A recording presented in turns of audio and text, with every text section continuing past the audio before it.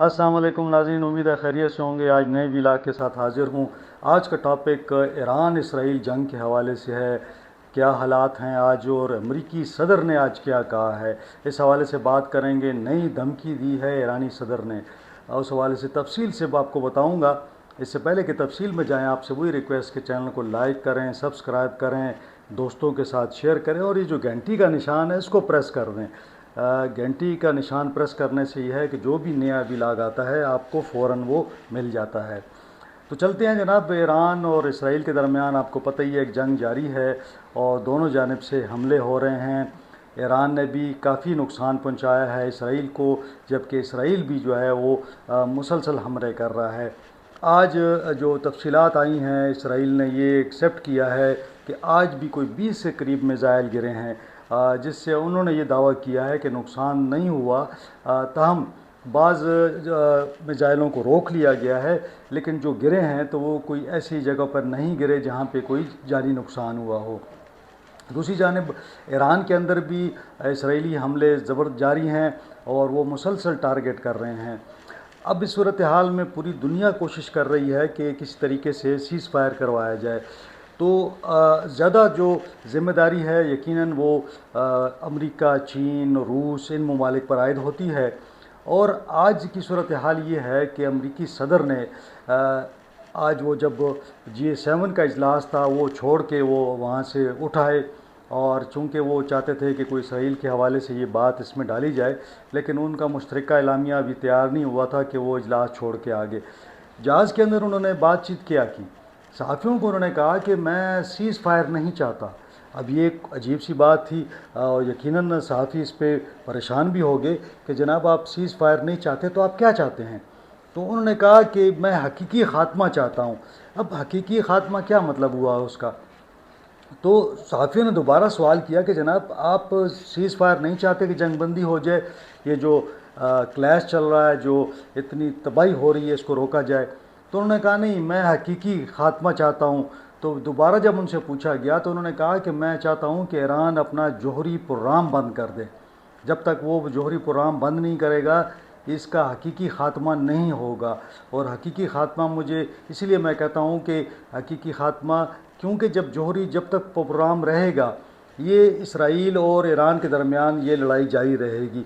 जब ईरान हमारे साथ डील कर लेगा, एग्रीमेंट कर लेगा, अपना जौहरी प्रोग्राम जो है वो रोक देगा, वो ख़त्म नहीं करता, उस वक्त तक ये कशीदगी रहेगी और ये कशीदगी जो है दिन ब दिन बढ़ती जाएगी।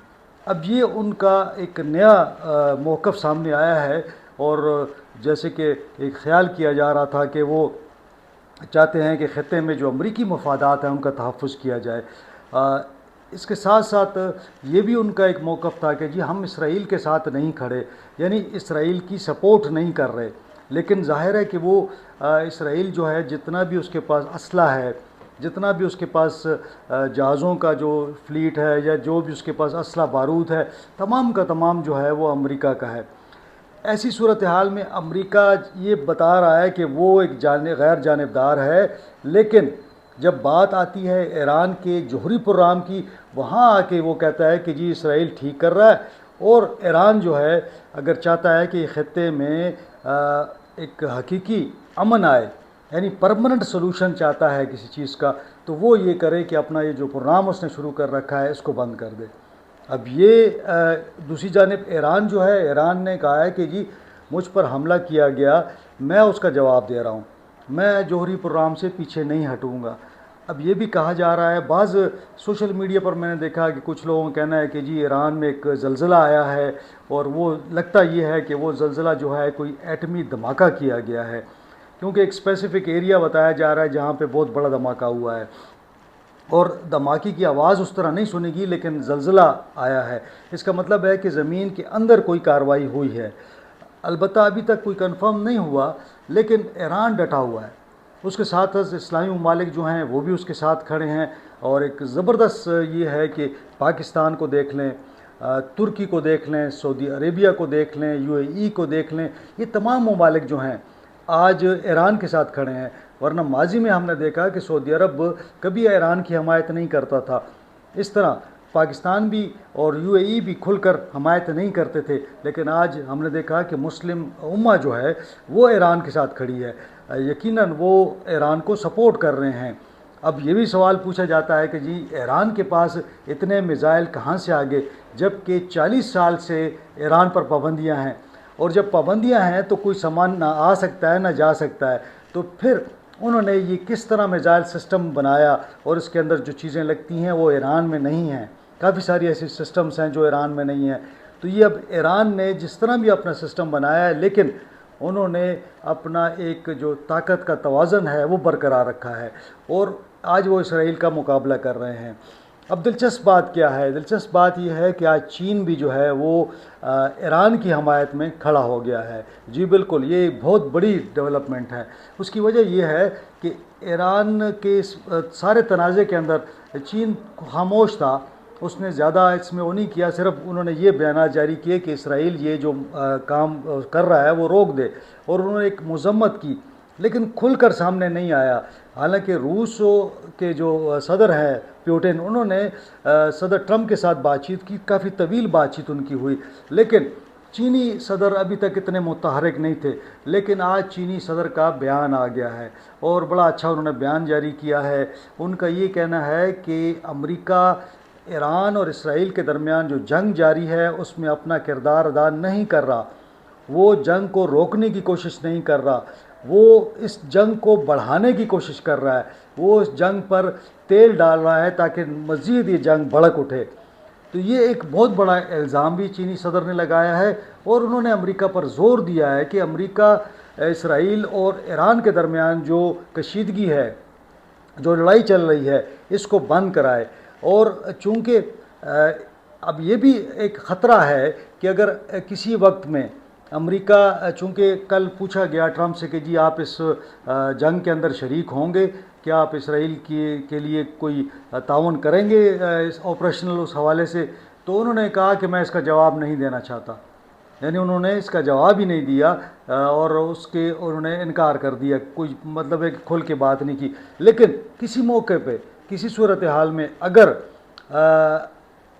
ٹرمپ اور یا امریکہ یہ فیصلہ کرتا ہے کہ وہ ایران کے خلاف اسرائیل کے ساتھ کھڑا ہوتا ہے، اور کوئی ایسی کارروائی ہو جاتی ہے، مثال کے طور پر میں یہ بھی سمجھتا ہوں کہ دیکھیں ایران جو میزائل فائر کر رہا ہے، ٹھیک ہے وہ ٹارگیٹڈ میزائل ہیں، ان کے پاس تقریباً 9 قسم کے میزائل ہیں، جن کی رفتار 6000 سے لے کے تقریباً کوئی 19000 کلومیٹر فی گھنٹہ ہے، یعنی کافی تیز ان کے پاس سپر سونک اور ہائپر سونک میزائل ہیں۔ ابھی جو انہوں نے شہاب اور غوری اور ڈفرینٹ انہوں نے جو بنائے ہیں، کافی زبردست میزائل ان کے پاس ہیں۔ اگر کسی وقت میں غلطی سے یا کوئی بھی حادثہ ہو سکتا ہے کہ امریکن بیس کسی بھی جگہ، چونکہ مڈل ایسٹ کے اندر ہم دیکھتے ہیں کہ امریکن وہاں پہ پریزنس ہے، تو اگر کسی بھی ان کے اڈے پر کوئی واقعہ ہو گیا تو الٹیمیٹلی اس کا الزام ایران پہ لگے گا، اور امریکہ اس جنگ میں کود پڑے گا۔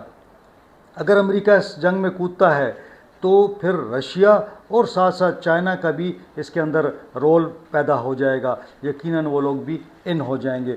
یہاں پہ اسرائیل اور انڈیا کے درمیان جو گٹھ جوڑ ہے، یعنی ان دونوں نیتن یاہو اور نریندر مودی جو ہیں، ان کی آپس میں بات چیت بھی ہوئی ہے، انہوں نے ٹیلی فونک گفتگو کی ہے، جس کے اندر انہوں نے اس سارے جو ماحول ہے، کشیدگی ہے، اس پر بات کی ہے۔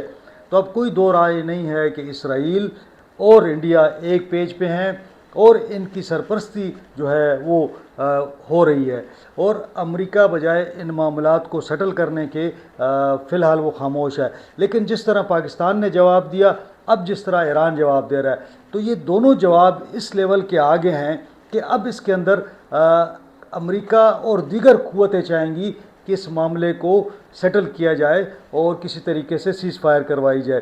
لیکن میں ایک بات آپ کو پھر بار بار کہوں گا کہ اگر ایران نے اس جنگ کو تھوڑی سی طوالت دے دی، اور اس کے پاس یہ میزائلوں کا جو ذخیرہ ہے وہ موجود رہا، اور اس نے اسی طرح جواب دیتا رہا تو یقیناً ساری دنیا یہ چاہے گی کہ اس جنگ کو روکا جائے۔ اور اگر اس کے پاس رد عمل کے لیے زیادہ میزائلز نہ ہوئے اور زیادہ جواب نہ دے سکا مؤثر، تو پھر یقیناً اسرائیل کا پلہ باری ہوگا، لیکن اب تک کی صورتحال ایسی ہے کہ ایران نے ایک اچھا جواب دیا ہے، اور میں سمجھتا ہوں کہ اسرائیل کو ہزیمت کا سامنا کرنا پڑا ہے۔ بہرحال آج کی یہی صورتحال تھی۔ انشاءاللہ اگلے ولاگ میں آپ سے ملاقات ہوگی۔ اپنا خیال رکھیں، مجھے اجازت دیں۔ اللہ حافظ۔